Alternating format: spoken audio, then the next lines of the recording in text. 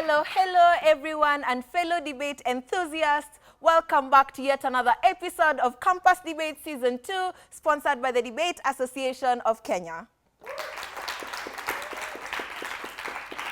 My name is Mercy Vugutsa, and of course, I will be your host for this particular show and for tonight. Now, this is an official welcome back to everyone who has continuously watched Monday night, 8 p.m. Campus Debates show for every single week. Welcome back to yet another episode. We promise we will keep your minds engaged throughout the episode. And if this is your first time, welcome to Campus Debates. We love that you've chosen to spend time with us. What exactly is Campus Debates? Campus Debates is a show where intellectuals come together to engage in discourse and actual conversations about things that are happening in society. Could be things that are affecting you, your parents, associated by the government, or even relationships as a whole. But regardless, we don't pick and choose. We debate anything and everything, provided it affects us, and that's the beauty of Campus Debates. For this particular season, we have teams that are fighting for points in the particular tabulation score, which means if you win, you get 3 points. If you lose, you get 1 point. But the biggest benefit about it is whenever you lose, provided you have good speaker scores, you rise on the tab, and probably you won't have to fight for your lives whenever the knockout rounds come. And for every university, you have 2 fighting chances, ideally 2 preliminary rounds. And after that round, we'll have knockout rounds where teams that have the lowest scores would either be eliminated or have to fight for their lives.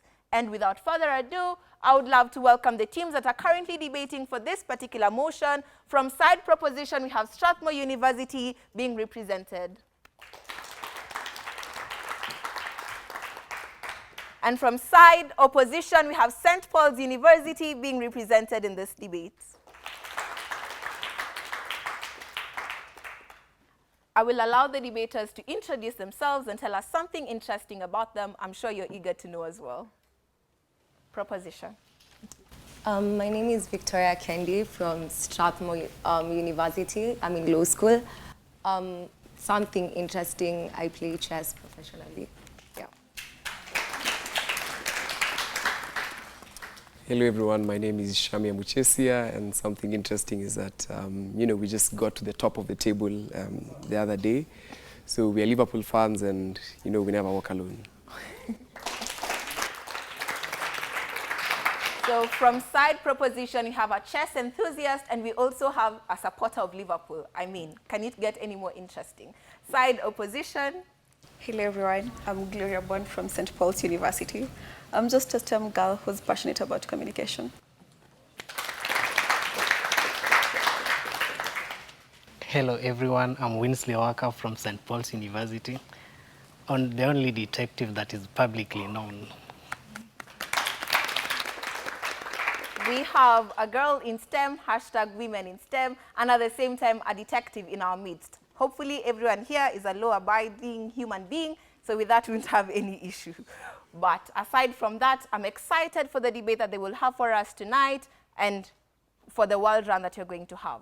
Without further ado, I'd love to welcome our beautiful panel to introduce themselves. My name is Stephanie Nekoye. I am a student at the University of Nairobi. I am a human resource manager and a digital marketer, and also a debater and a judge. Yeah, I wish you guys all the best.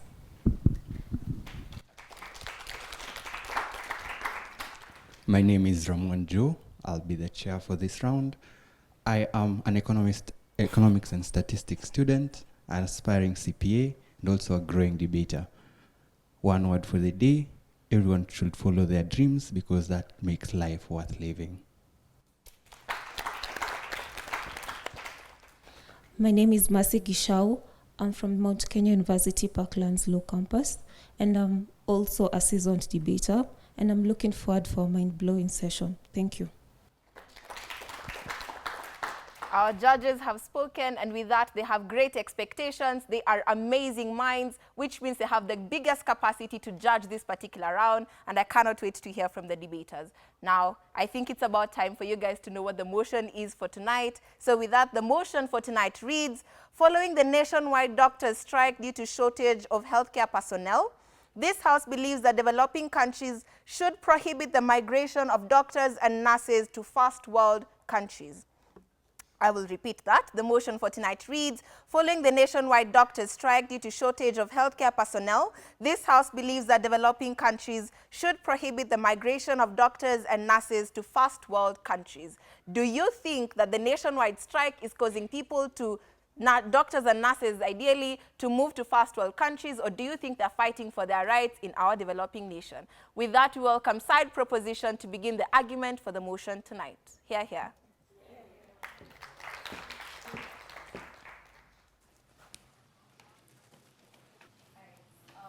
Stop my speech in 3, 2, 1. Few pieces of framing within today's debate, right? We think migration in this particular context, in this particular motion, essentially means that the particular doctors are moving from a developing country to a developed state, right? The second piece of framing means then the strike due to this particular shortage essentially means there's already increasing amounts of deaths in status quo. 3, we think Kenya in this particular context is already a vulnerable actor, essentially then meaning that there's a basic lack or need, there's a basic need for healthcare that is lacking within status quo, right?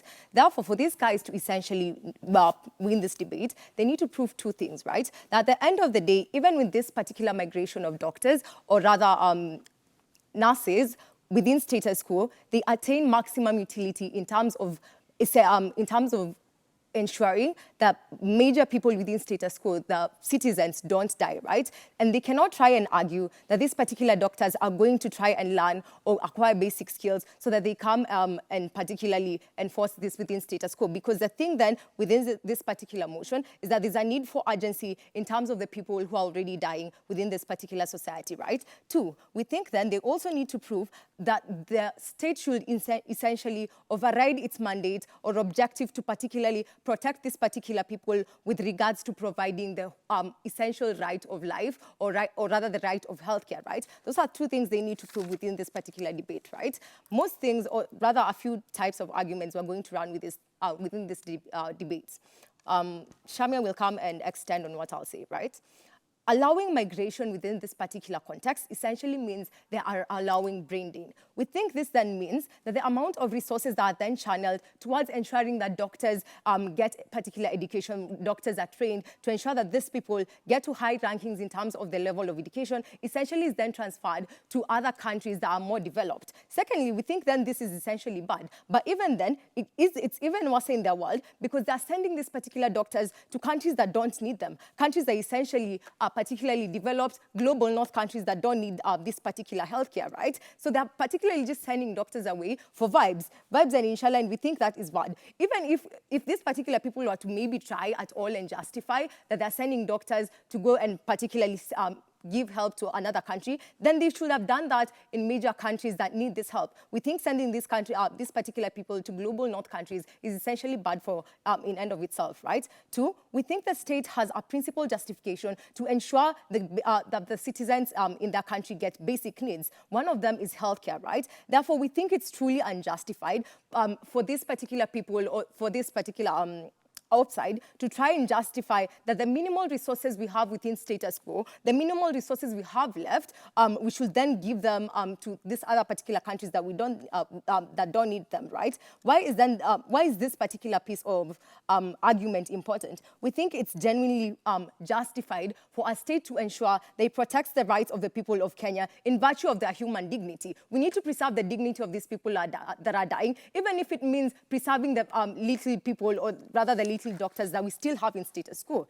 3, we think at the end of the day, there's likelihood of cancellation in terms of human rights groups and international groups in their world, right? What this then means is that allowing migration of these particular doctors will essentially bring backlash in terms of the international community. What I then mean is most countries are more hinged currently in the liberal world. I think this is majorly something that is common, right?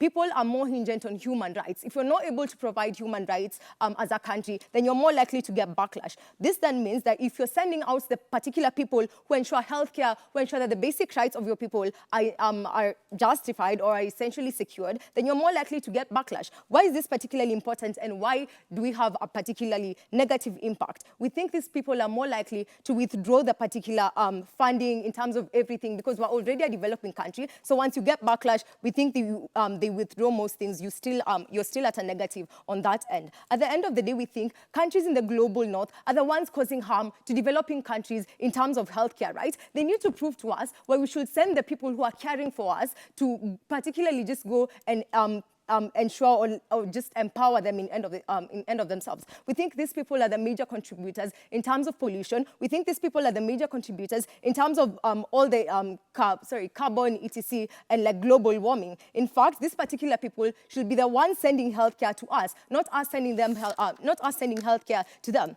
Lastly, as I finish, if these guys try to argue the issue about finances or money in terms of like the reason why these people are migrating, etc., whatnot, is like money or like they have low funding. We think this is bad because in their world they propagate the whole incentive of doing something good for particular finances, etc. We think this is bad because as a doctor, your life is wholly hinged on, as a doctor, other people's lives are wholly hinged on like the amount of services you give and the genuine services you give. We think painting this world of profit incentives is essentially bad, and we think these finances are essentially not even guaranteed once you go to other countries, right? Because at the end of the day, you still have to start from somewhere. You still have to get backlash, etc., whatnot. What impacts then do we give you as I wind up, right? We tell you at the end of the day, we provide maximization of utility in terms of saving more lives. They need to prove how they do that. We think it's better for states, or rather to particularly do the things they're obligated to do, because by social contract, we gave them this particular,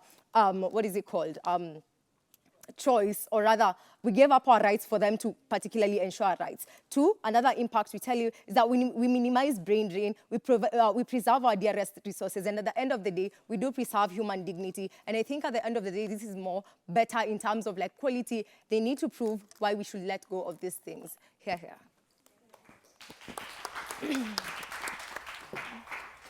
We'd like to thank proposition side for that compelling start of the argument, and with that we welcome opposition to begin their argument as well. Here.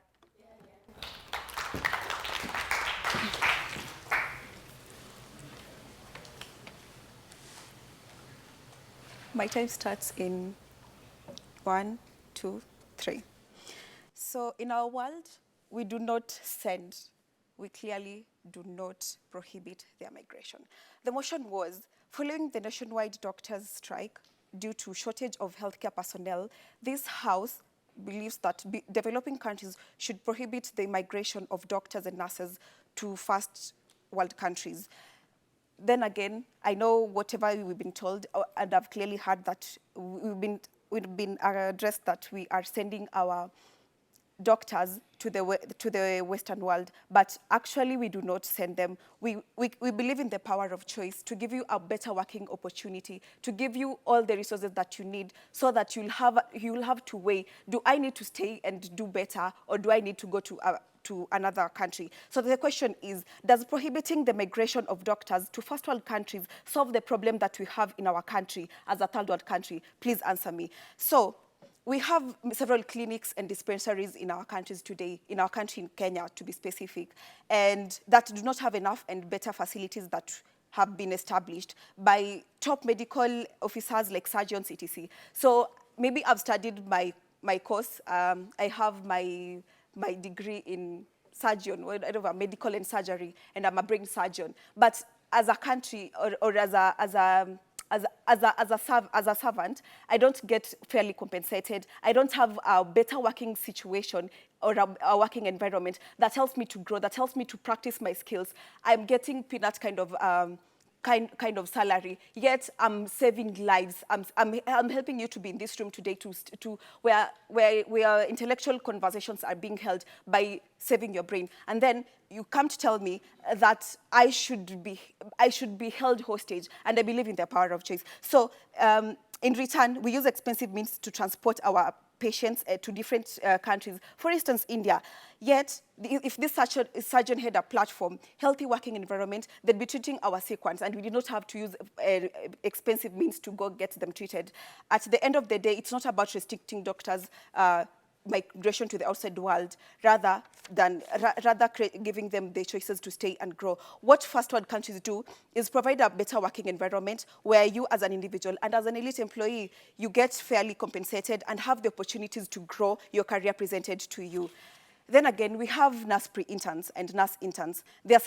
On this case of strike that is going around, their salary is supposed to be deducted. As someone who's just starting my career as a nurse pre-intern, you're really discouraging me. I've not even started. I've not even received my first salary, but I'm here graduated and waiting for me to be posted to a nurse, to a clinic or a hospital. And you're telling me that that 30,000 Kenya shillings that I was supposed to receive will be cut to 10,000. Can it make sense? Please make it make sense. And we've had the terms around, quote unquote, rudini kazi ama tuwafute. As leaders, I know we are intellectually profound personnel in this room, and tell me if this is a quality of a good leader. I believe that leadership is the whole situation and the whole problem that we're having in this situation where nurses and doctors are being prohibited to travel abroad. If these doctors and nurses were being given better working opportunities, they were the management that governs them, the commission that is in charge of them, had their voices. And now that they're having a strike, instead of telling them that rudini kazi ama tuwafute, they'd be calling for a meeting. Let them hear whatever they have to say. What is it that you need so that you won't have to travel, so that you won't have to migrate outside the country? What do you need so that you'll feel like you're fairly compensated? Because if it's about being prohibited to travel out of the country, I have my degree in clinical medicine. I'd actually change the course. After my first course, I'll go study something else. If the point or if the main issue was just about traveling outside the country. But now that's not the point. We need healthcare. We need access to quality healthcare. It's crucial to everyone. Now that the doctors are not going to work, a common mwananchi cannot access the treatment, same as the rich ones. They cannot because there are no doctors at the hospital. And in this scenario, we want our doctors to be fairly compensated. We want to establish our systems so that if our system works, if someone chooses to go, it's on their own account and accord. It's not because the system has compressed them. When we're living in the 21st century, tell me why I should not follow my passion just because you believe that me as someone who's providing a crucial attendance and service to you should stay. I make it make sense. So we have a system that is not effective to cover insurance and incentive for doctors, and that's what we need to change. We have institutions such as KEMRI. When the authorities do not interfere with their research and their findings, it helps people feel like this is a really integral kind of field that I'd want to work with, rather than if I'm a doctor, go try do my research, come up with a cure to a certain disease and know that it won't be taken into consideration. So what option will I have apart from fleeing outside the country? I'll just drop and we won't have doctors, and still we'll have shortages of doctors and then leading to strikes. I rest my case.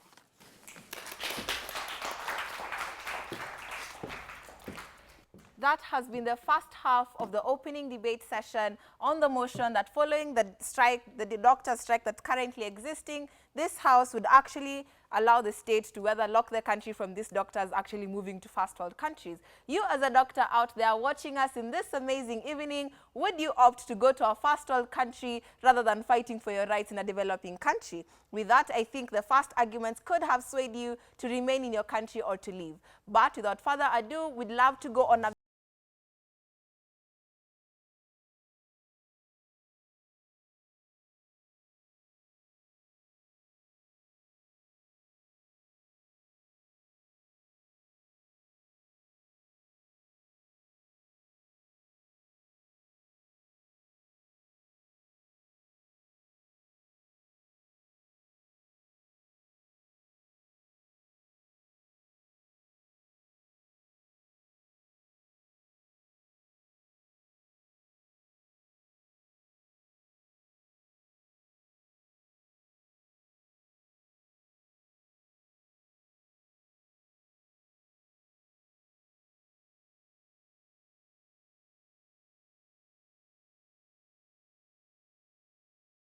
Thank you so much for choosing to engage with us further in this particular hour. With that, the arguments that have existed in the first half of the debate, if you were not around, side proposition argues that there's an urgency for these doctors to particularly remain in these developing countries based on the current situation. And they also think that the Western countries or even the developed nations already have enough healthcare. They do not need more personnel. But from side opposition, they think that autonomy of choice needs to exist for these doctors, for them to decide whether they want to go outside of the country or to remain within their borders. Which argument has swayed you? But if you're not yet swayed, we have further debaters from both side, proposition and opposition, here to argue further and sway you to their side. With that, we welcome side proposition to continue the case. Here.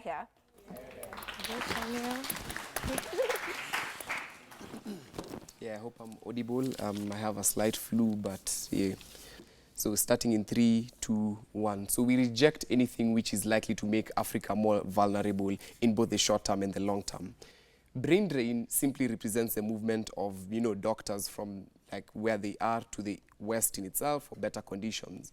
They say it's something which is likely to include your choice and that sort of thing. This is bad because of 4 reasons. A, you're still unlikely to come back because of like 2 other reasons. One, because there's good life in the West. So like the government isn't bad like it is here. The environment, the lifestyle, you love your musicians who are there and that sort of thing. But secondly, there's just simply better pay, as they say. So if anything, they're unlikely to come on their side of the house. But secondly, shortage in itself means that there's inequitable access to healthcare, which means the impact which we talk to you about from our side is more live, because you have massive people who are dying, massive people who are sick in and of itself within status quo. But 3, what a shortage does is that the existing doctors are overworked morally, mentally, and physically. They are always going to be fatigued because they have to cater for even the people who aren't working in status quo and that sort of thing. All those people who've moved out, they have to make sure that they double their shift to be able to cater for that. What you then have is that even if you're able to access healthcare, that healthcare is likely to be bad in itself. But fourthly, I think it affects the long-term perception of people who are growing to become doctors within status quo. So for example, children now grow up seeing that more and more of the best brains within the country are living abroad because of what they call autonomy of choice and that sort of thing. What it then means is that for the long-term people who are doctors, they also want to live and they want to move abroad. What you then have is you lose out on the brilliant minds in the long term. What are the impacts of these? 6 impacts. Firstly, on poor healthcare in terms of the short term and the long term, and we think this is bad. Secondly, there's likely to be an increase in the prices of healthcare. Why is this the case? The shortage of supply of doctors mismatches the high demand in terms of the many patients you get within the hospital. What you then have in this instance is that the medicine and the health sector become a price setter in and of themselves, and it becomes the case that they become more inaccessible within status quo. Thirdly, there's always going to be a trickle-down effect in terms of people cannot go to work, especially because they are sick. People cannot actualize and cannot dream, as Joe tells you, because these people are sick within status quo. That's bad. But fourthly, it leads to a rise in like the access to worse alternatives within status quo. So instead of going to hospitals because there are no doctors there, it leads to you wanting to even actualize the over-the-counter treatment in and of itself. So like you diagnose yourself and you choose to go to over-the-counter and that sort of thing. Or you could just see Mwendwa who's going to tell you about mganga kutoka Makueni or something of the sort. We think these alternatives are actively worse within status quo. Fifthly, we think you encourage more people to leave the country, either A, because the West looks more lucrative in terms of pricing, so you're going to get the autonomy of choice, the good prices, as this guy tell you. But secondly, because of poor healthcare, you also want to leave the country in and of themselves. Sixthly, we think we discourage terrorism and foreign investment. This is because no one wants to come into a region where there's literally poor healthcare, to the extent where it's a developing country, already vulnerable to things like malaria and like cholera and all those sorts of things. Add to the fact that doctors aren't actively working in the hospitals, we think that's worse, and you lead to a worse side on their side. What I'm then going to do with my remaining 3 minutes is to weigh this speech and why, even if they say anything, they backload their speech, they cannot win. 2 things I'm then going to weigh this on. Firstly, on urgency and vulnerability, and secondly, why healthcare and better healthcare is the most important outcome within today's debate. Let's begin with urgency and vulnerability. The biggest question you then need to ask yourself is, who needs this healthcare most? Is it going to be the Western countries which you're going to, or is it the African countries in and of themselves? So the Western countries, they have like good education, they have superb technology which allows them to like just access the best facilities in terms of medicine and that that sort of thing. If anything, they have the best personalities in terms of medicine, people like Ben Carson and all those other good doctors you probably know about. The reverse is true in Africa. Most people are particularly poor. We cannot afford mainstream health services. There's poor education, poor technology, which then disallows us to be able to access medical facilities and that sort of thing. What it then begs you to question is, if you leave the West without our African doctors or developing countries' doctors, they're still going to survive. Why? They have good technologies. They still have their own doctors and that sort of thing. If you leave Africans without the African doctors, it's extremely worse, because the Western doctors don't see Africa as a lucrative area. They don't want to come inside our areas. We don't think the technology is enough in these areas to be able to sustain us. What you then have is that we are able to collapse in this sort of regime and that sort of thing. What you then need to question is who's able to save most lives within today's debate. If we're able to prove it, if you're able to prove that we do that best on proposition, then we win above any backload that might come from their side. But secondly, why do you even need to care about healthcare? Why is healthcare the most potent impact within the debate we are having today? Healthcare is a prerequisite to actualize in every other instance and every other right you can think about. Healthcare is the prerequisite to actualize that right. So for you to be able to dream like Joe tells you, for you to be able to have choice like 40 million Kenyans, for you to be able to actualize their choice, it is contingent on these individuals staying healthy and being able to stay alive. The right to life in and of itself is contingent on being able to stay fit, being able to prevent yourself from falling sick on a daily basis, and being able to access good and quality healthcare. What it then means is that this debate must always be one on who prioritizes like healthcare and good healthcare above what they tell you about choice. It's unclear why you choose to actualize the choice of one doctor as compared to the 40 million individuals who are probably going to die as a result of like all the harms in terms of not being able to access healthcare. What you do if you prioritize their choice is that you inherently ruin the choice for the 40 million individuals who cannot access healthcare. On op, they cannot win. It's not like the big wall they paint to you. There's always going to be things like racism. You have to climb the social ladder on their side of the house. It's actively worse. We'd prefer when you stay home and build Africa, because Africa belongs to Africans. Proposition.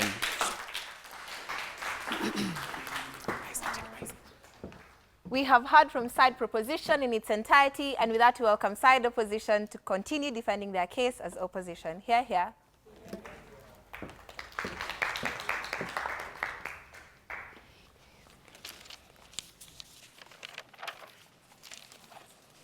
My speech begins in 3, 2, and 1. First, as you know, studying as a doctor, it takes quite long.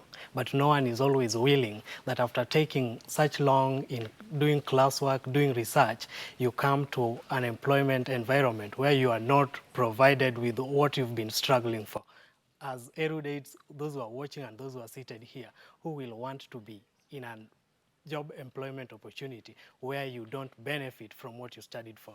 First, I'll start by rebutting the proposers. They clearly did say that in their world, there are people who are convinced and people who are key on ensuring that their citizens, at least their key issue, which is health, is catered for. I fail to understand. If doctors mostly are considered as the second god, if you don't want to pay them, how do you want to prove to us that you are key on ensuring that the key issue of health is catered for?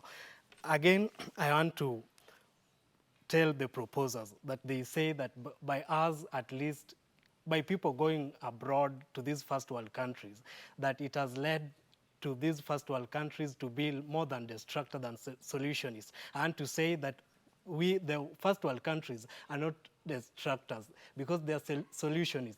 Most of the drugs like ARVs that we keenly depend on, they provide them to African countries freely.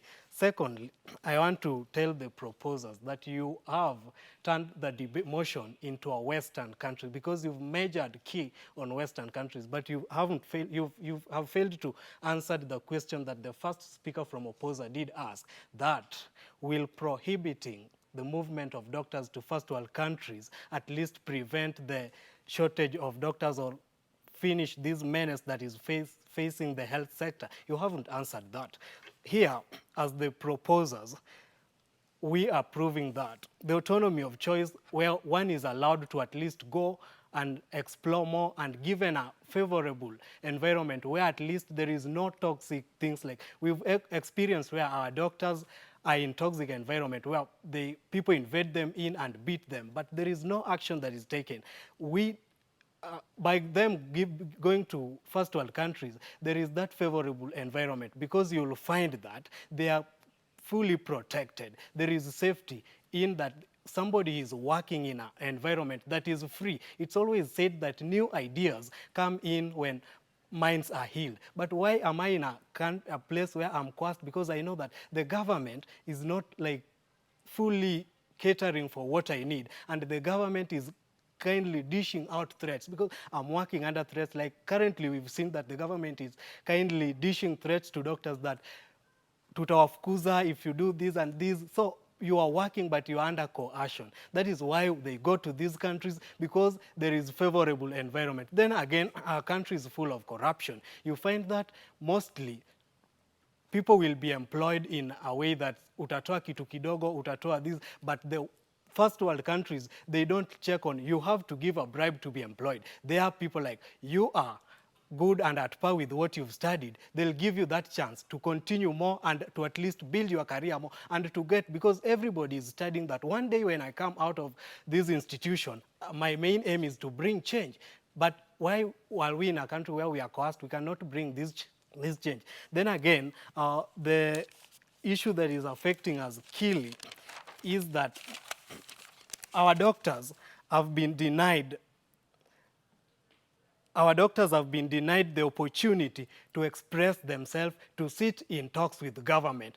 The proposal side did come that they will bring in policies and bring in people who will set policies that will help solutions. Rather than helping these solutions, doctors are always outside here lamenting that they don't have enough equipment. Why don't you tap this money to buy more equipment that will help by doctors in at least pursuing their jobs? Then again, when doctors are in an environment that they are well paid, their allowances are there, where because most of our county governments have been claiming that there is money, but doctors don't receive this money. The allowances are being deducted, they delay. So these things tend to create a bad picture and a bad feeling in somebody, because you see that you are not fully appreciated. But in the first world countries, you will be given good allowances, there will be safety, there will be security, and again, you will get the room and the chance to at least explore more, because it is an open world, there is free choice, so you will get to do more.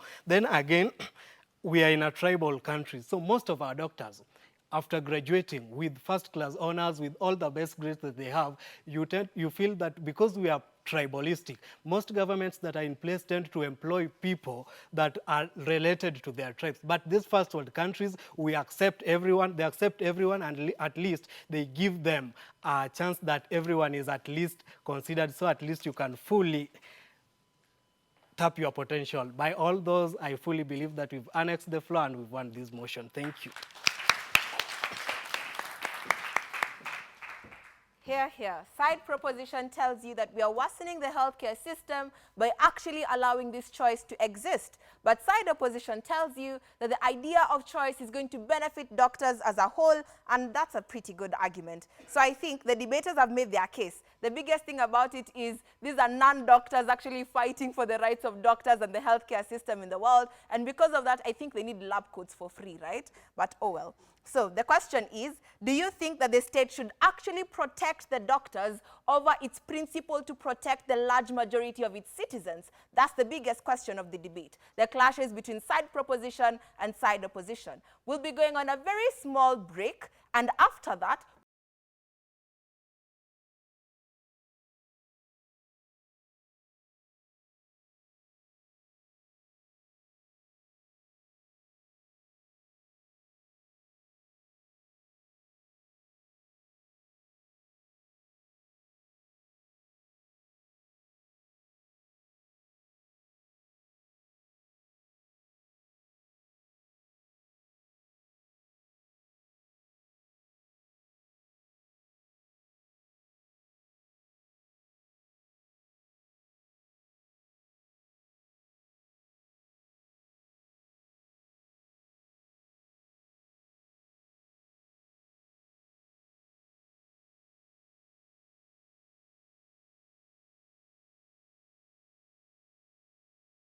Welcome, welcome back, and thank you for staying put for this amazing show. It's been engaging and it's been fun for both the debaters and for you as a listener, I hope. Now, just to help you recap for what happened in the beginning of the debate from both teams, side proposition argued that the state has a bigger mandate and a principle to protect all its citizens. And because of that, they are justified to disallow doctors from actually going to Western nations. And from side opposition, they tell you doctors actually need to have a choice to choose whether they can stay within their developing countries where they're not getting compensated fairly and move to Western countries that would ideally give them better options or greener pastures as a whole. That's ideally what happened from side proposition and from side opposition. With that, I think the judges need to ask a few questions before they determine whether they were swayed or not by either team. With that, welcome the judges to ask a question to side proposition and opposition. Okay, to the proposition side, considering that you guys are already taking care of the citizens and all that, their well-being, what is the incentives of doctors to remain in their countries considering they're not being paid well? My question is on the opposition side. So how do you weigh the interest of these doctors such that it doesn't supersede the interests of the millions of citizens who are receiving healthcare from these doctors? So how do you strike a balance between them such that they are also, the citizens in Kenya are also receiving healthcare facility, they are also getting healthcare, and the doctors who have that autonomy of choice do not actually affect the lives of Kenyans who depend on them? Thank you. Amazing questions from the judges, and I think the proposers are ready to respond to that as well as the opposers. With that, we welcome the responses from the debaters. Here. All right, so I don't think it's a question of our African leaders just don't want to prioritize health as the reason why they can't pay you. It's probably a question of far much deeper historical analysis and systemic oppression as a result of things like colonization, exploitation, which deprived us of wealth. Things like that are systemically why Africa is probably poor today.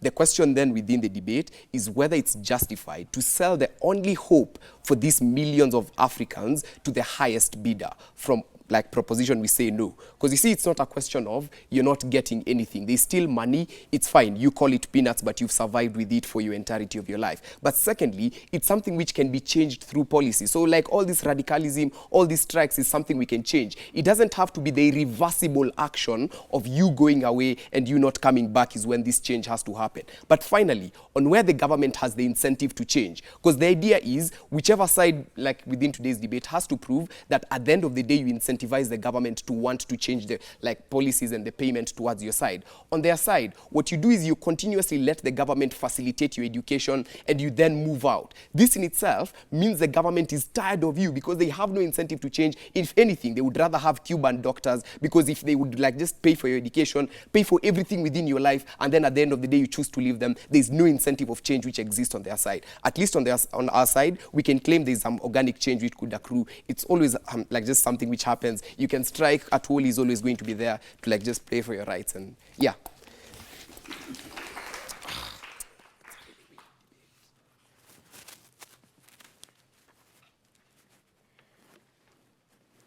The motivation is to get better, because honestly, they deserve better. So our solution is to provide better facilities, better working conditions, improve their salaries, listen to them when they have issues like now the strike that they're having, so that we can work on that and work with that. So the solution is actually to improve their working conditions and nothing more. And with that, they won't have to feel like the grass is greener on the other side of the fence, and stay where they are to work on our citizens and work on and maintain their health conditions. My answer.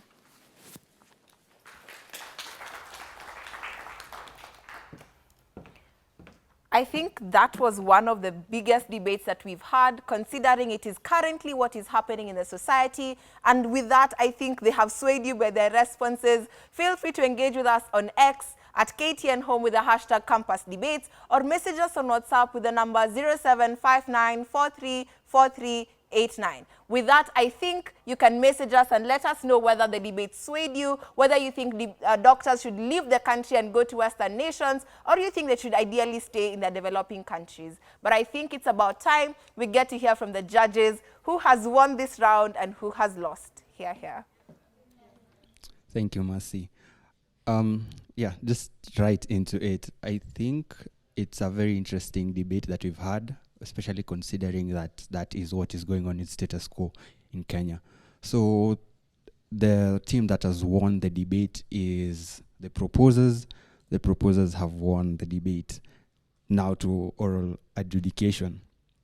Just a summary of what you guys have brought. The crux of your case became Africans belong to Africa, and that's why these doctors should essentially remain in Africa. The opposite side brought about the conditions that are existing in these developing nations are unsustainable, which means that they need to move. Now, the debate now boiled down to answering questions on urgency and the ramifications of probably this action that will probably take place, the short-term and long-term effects of this. You don't contend with how you enable some adverse effects that will occur to these developing nations as a result of the stance that you're taking. And that is the biggest issue we had in regards to the case that you present in terms of engagement, right? Your case is in regards to how unsustainable this is. You needed to show us or to weigh this in regards to how just catering for the doctors in and of itself will weigh above the sort of case that they bring in terms of the adverse kind of effects that will accrue to these developing nations in and of themselves. That engagement could probably look like you testing the truth value to this to some extent sufficiently mitigate the type of case that they bring, because a lot was credited to them in regards to that you didn't try and bring down the types of argument that they bring. So in regards to that, I think it was a clear win to government side or to the proposers. Here.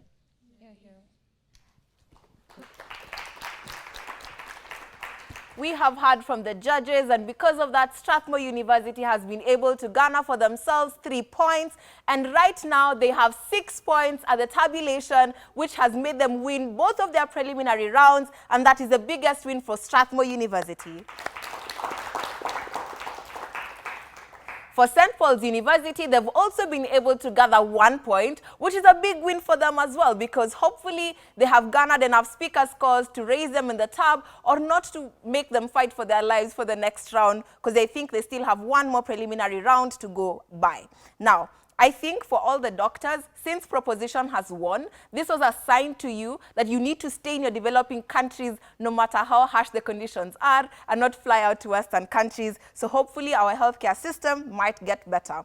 If you feel like the debate swayed you or didn't, feel free to engage with us on Twitter, now recently known as X, with the hashtag Campus Debates at KTN Home, or feel free to message us on WhatsApp with the number 0759434389. We look forward to receiving your responses or your comments on those particular pages. Now, side note, on 27th of April, the Debate Association of Kenya, which ideally sponsors campus debates, will be hosting a children's home visit to Dream Children's Home along Gong Road. Hopefully, we will see you there, ready to engage with us. And for any further clarification, message us on the number 0758 607760. 0758 607760.